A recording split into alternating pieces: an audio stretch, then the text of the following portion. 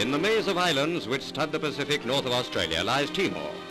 Out of this mystery island comes a story to add to the sagas of guerrilla warfare. A handful of Australians who had taken to the hills and for over a year harassed the Japanese in occupation.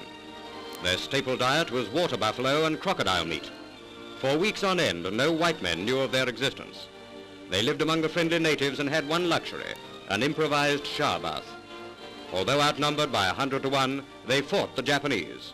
In 2 months, they had killed more than 600 for the loss of 17 of their number.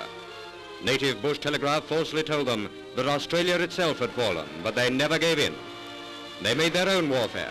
Fight, hit and run, kill all they can, and then retire. The true guerrillas. How these men made contact with civilization is one of the epics of this war. With a few odds and ends, they began to build a radio transmitter. They scrounged for everything, going time and again through the enemy lines to do it. For the main components, they made a night raid on a town, shot up the Japs and took a generator from a car. They melted solder out of old gear and caught it in bamboo cups. After many heartbreaking failures, they got a signal through to Darwin. When they heard Darwin order all stations off the air to prevent interference, those lost nomads got the kind of thrill that comes to few men. It was a thrill also for the mainland listening post, but their first message was received with excitement tempered with suspicion. They were all believed dead or captured. It could easily be a Jap trick, a ruse to lead a resisting force into an ambush. So Darwin signal officers took precautions. Many of the Timor men were known to them intimately, and back went the message: to prove your identity, give Christian name of Jack Sargent's wife. Answer immediately. Here was the test. From the bush radio transmitter came the answer. Over the ether flashed the one word which was to bring them help, food, clothes, ammunition, and the admiration of the whole Australian army.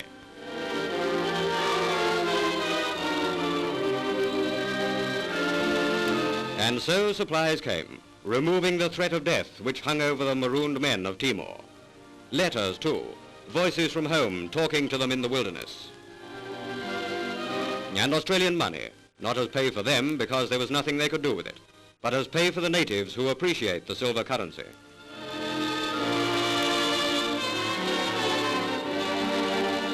In their jungle hideout, the men of Sparrow Force, as they became known, planned their raids.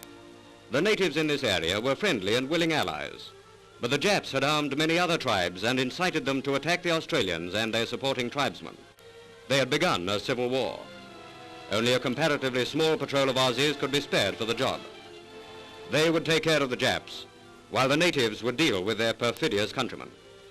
Primitive warfare inspired and girded by men who had gone back to the primitive in this island battlefront. Warily the attackers closed in on the Jap positions. The honorable sons of Nippon received another rude awakening. With wild cries and brandishing flaming spears and fire sticks, the band of warriors descended on the village to fight their share of the battle their way.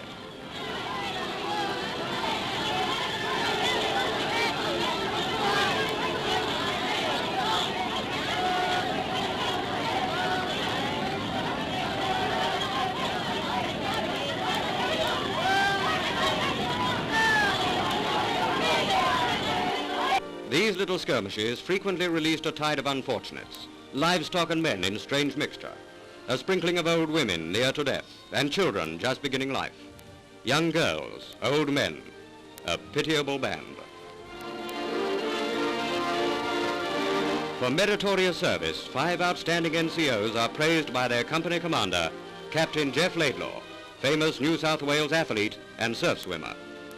Because of his giant proportions, Laidlaw is known to his men as the Bull. When asked about Japanese fanaticism, the Bull replied, "I haven't seen much fanatical dying, but I've seen some bloody fanatical running." These are some of the men who fought a private war on an island which knew Captain Bligh's adventures following the mutiny on the Bounty. The men of Timor, by consummate bravery, have written a page in Australian history without equal.